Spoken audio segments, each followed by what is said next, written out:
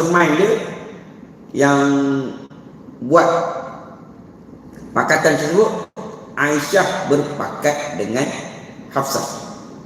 Aisyah dia punya mastermind ni berpakat dengan Hafsah.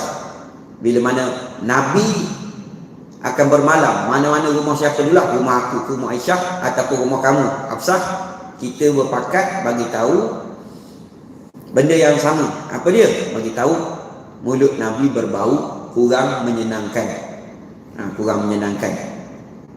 Yang mereka nak highlightkan di situ, madu yang Nabi makan itu menyebabkan bau mulut Nabi berbau kurang menyenangkan.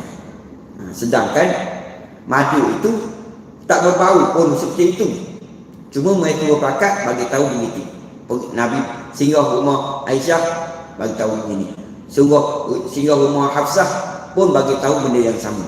Hingga menyebabkan Nabi keluarlah kenyataannya lepas pada ni aku tak minum dah madu. Nabi bersumpah tidak akan minum madu lagi.